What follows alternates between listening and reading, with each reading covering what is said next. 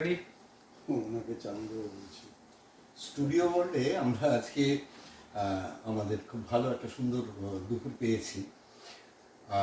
প্রখ্যাত গায়ক রাঘব চট্টোপাধ্যায়, আমাদের রাঘবদা, নমস্কার। গৌতম তরফদার এবং মানসী, আমি চন্দন সরকার। বাংলা গানের প্রবহমান ধারা আমরা যেমনভাবে পেয়ে এসেছি সেই ছোটবেলা থেকে, মানে অসংখ্য শিল্পীর নাম।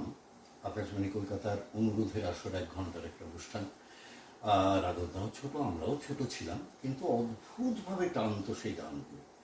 পরে খুব মন খারাপ হয়ে গেছিলো যে এই গানগুলো শেষ হয়ে গেলে, শিল্পীরা চলে গেলে কারা ধরবে। কিন্তু আমাদের সৌভাগ্য যে সেই প্রবহমান ধারাকে উত্তরসূরি হিসেবে যারা ধরে রেখেছেন তাদের মধ্যে একজন হচ্ছেন রাঘবদা। Thank you. তো রাঘবদা, মানে আপনার কেন মনে হলো না একজন বা কর্পোরেট হাউসের এমপ্লয়ি হওয়ার কথা, কিংবা একটা বড় ব্যবসা করা কেন? না, এটা আমার মনে হলো না। মানে আমার বাড়ির বিজনেস আছে, কিন্তু আমার বাবা খেলার জগতের লোক ছিলেন, কিন্তু আমার মা পুরোপুরি, আমার মা এবং মায়ের পুরো ফ্যামিলি পুরো ইন্ডিয়ান ক্লাসিক্যাল মিউজিকের চর্চা করে বরাবর। তো আমায় ছোট থেকে মিউজিকটাই বেশি টেনেছে।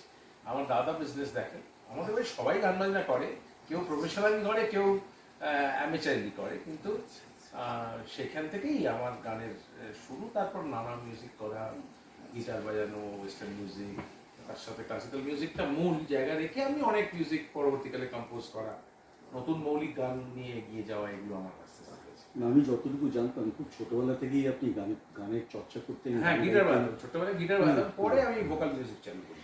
এবং স্টুডিও ওয়ার্ল্ডে আজকে আমাদের খুব একটা সৌভাগ্য, খুব ভালো দিনই কারণ বলছি যে দীর্ঘ 25 বছরেরও বেশি সময় ধরে রাঘবদা গান করছেন, কিন্তু অফিসিয়ালি 25 বছরকে ধরে তার গানের একটা অনুষ্ঠান আমরা পেতে চলেছি। হ্যাঁ, 31 অগস্ট ছটার সময় রবীন্দ্র সদন। আমার 25 বছর পূর্তি উপলক্ষে একটা অনুষ্ঠান রবীন্দ্র সদনে। Thank you so much, thank you so much. এটা ভালোভাবে হোক, সবাই আসছেন, এবং শুধু তাই না, এই ভালোভাবে 50 বছর পেরিয়ে যাবে।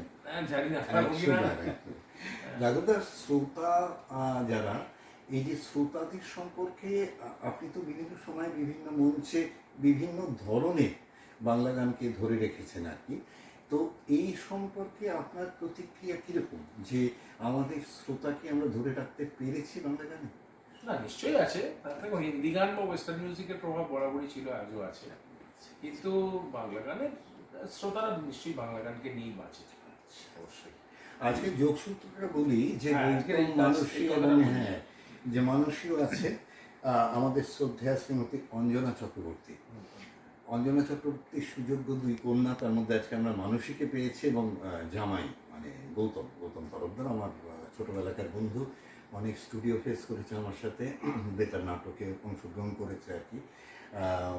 মানসী, তুমি কোন ভাবনা থেকে মায়ের এই যে এগুলোকে একটা প্রিজার্ভেশন যাকে বলছি, মানে রাঘবদা গানের মানুষ, আমি বাচিকের মানুষ, ও একটা কর্পোরেট অফিসে তোমার হাজব্যান্ড, এবং তুমি নিজে এগুলোকে ভালোবেসে এই যে মায়ের এই স্মৃতিগুলোকে ধরে রাখার জন্য মানে কিভাবে তুমি মাকে দেখেছো বা মায়ের রচনা সম্পর্কে তোমার কাছে? ও আমাকে অ্যাপ্রোচ করেছিল, বললো যে আমার মায়ের অপূর্ব কিছু লেখা, সুর করা গান আছে, সেগুলো আমরা কিছু কিছু আগে করেছি, কিন্তু আমার ইচ্ছে তোমাকে দিয়ে কিছু গান। তো তারপরে বিভিন্ন সময়ে আমি একটু সময়ের অভাবে আমি করতে চাই, প্রথম চাইনি করতে।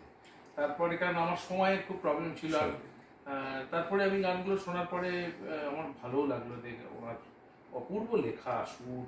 তো মনে হলো যে হ্যাঁ, একটা, আর আমি যেহেতু ভক্তি সঙ্গীত গাইতে খুব ভালোবাসি, আর আমার প্রচুর ভক্তি সঙ্গীত অত্যন্ত জনপ্রিয়, ইউটিউবে সেগুলো আছেই, অ্যালবামেও আছে প্রচুর। তো আমার মনে হলো যে গানগুলো শুনে, যে গানগুলোকে মনে হচ্ছে আমি ভালো করে জাস্টিস করতে পারবো, সেখান থেকেই মানসী আমার সঙ্গে আলাপ করেছিল, এবং ওইখান থেকেই এই অ্যালবামটা, মানে এই গানগুলো করা, এই প্রজেক্টটা। এই ব্যাপারে আমি একটা কথা বলতে পারি। আমি যে গানগুলো যখন দেখতাম আর কি বা শুনতাম, শাশুড়ি মার গান খুব একটা আমার ভালো লাগতো না, মানে সত্যি কথা বলি আর কি, তখনও তো গুরুত্ব পাইনি। আজকে মনে হলো একজন মানে ডক্টর বিধানচন্দ্র রায়ের কাছে পেশেন্ট আসলে যেরকম হয়, গানটা ঠিক জায়গায় পড়েছে, ঠিক জায়গায়, কারণ আমার আজকে ভালো লাগলো না, সেটাই সবচেয়ে বড় কথা। অনেকে ভালো সুর করে বা লেখে, কিন্তু তারা তো ভালো গাইয়ে নয়, ঠিক। যার ফলে তাদের গলায় জিনিসটা অতটা ফুটছে না, যেখানে আপনার কাছে সেটা পৌঁছচ্ছে না শ্রোতা হিসেবে। হতে পারে। কিন্তু একটা প্রপার লোককে দিয়ে যদি সেই গানটা গাওয়ানো হয়, একদম একদম তখন সেটা প্রপার জায়গায় শুনতে আনন্দ লাগে। এই হচ্ছে ব্যাপার। অ্যাকচুয়ালি আমার মায়ের ড্রিমই ছিল যে আচ্ছা। মা অ্যাকচুয়ালি নাম ধরে বলেছিল যে রাঘব যদি আমার গান করে, মা বলেইছিলেন, কেননা রাঘব যেটা করেছেন মানে ওই যে ক্লাসিক্যাল ব্যাপারটা ওইটা মায়ের ভেতরে ভীষণভাবে রয়েছে আর কি।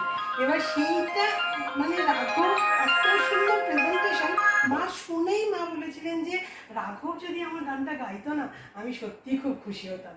আর ওইটা যে আমি শুনেছি, তো তখন থেকে মানে বহু বছর আগের কথা হচ্ছে, তখন থেকে আমার টার্গেট ছিল, মানে ইভেন আমি 5-6 বছর আগে তোমার একটা প্রোগ্রাম দেখেছিলাম শ্রীভূমিতে, একটা ওই 25 ডিসেম্বরে, তখন থেকে তোমার নাম্বার আমার কাছে ছিল। ও আচ্ছা। কিন্তু আমি যোগাযোগ করতে পারিনি, কারণ আমি যেহেতু কলকাতায় থাকি না। তখন থেকে তুমি আমার টার্গেট ছিলে যে আমি তুমি আমার মার গান করো, কারণ আমার মার স্বপ্ন তুমি করো পূরণ, না, এটা না, আমি খুব ভালো। চেয়েছিলাম। আমি গিয়ে খুব খুশি, খুবই খুশি। হ্যাঁ, মানে এটাই তুমি যে সত্যি গেছো, কথা। তুমি যে খুশি, আর মার গান যে তুমি মানে ভালো বলছো, মানে এতে আমি সত্যি খুব খুশি। আর আমার মার যে আজকে স্বপ্ন আমি পূরণ করতে পেরেছি, আমি সত্যি সত্যি ভীষণই আমার মানে আমি মানে আমার কোনো ভাষা নেই বলার ঠিক। মতো। Thank you, thank you. ঠিক আছে, থ্যাংক ইউ সো মাচ। খুব ভালো লাগলো। আমাদের আজকের এই স্মৃতি মেদুরতা আমাদের পরবর্তী প্রজন্মের মধ্যেও যেন পৌঁছে দিতে পারি, নিশ্চয়ই। অর্থাৎ আরও 25 বছর বাদে আমাদের উত্তরসূরি যারা বড় হবে তারাও যেন এরকম একটা সুন্দর স্মৃতিচারণার মধ্যে দিয়ে এই 25 বছর আগের কথা বলতে পারেন, যে স্টুডিও ওয়ার্ল্ডে বসে রাঘবদাকে সামনে রেখে, মানসী গৌতমকে সামনে রেখে, এবং আমি একজন কৃত্রিম সূত্রধার, যেটুকু সূত্র ধরে রাখতে পেরেছি আর কি, সেই সমস্ত মিলে একটা সুন্দর জগৎ, সুন্দর পৃথিবী এবং সুন্দর মন তৈরি হোক, গান, কবিতা সবের জন্য। মা কবিতাও লিখেছেন, অনেক অনেক নাটক লিখেছেন, যে নাটক আমরা 10-12 বছর ধরে নিজেরা অ্যাক্টিং করেছি আর কি।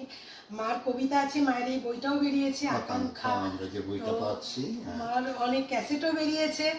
আর মানে সর্বোপরি আজকে সবকিছু তো বেরিয়েছে, সবকিছু হয়েছে, আর সব থেকে আমি বেশি খুশি যে আজকে রাঘবদা আমার মার দুখানা গান গেয়েছেন।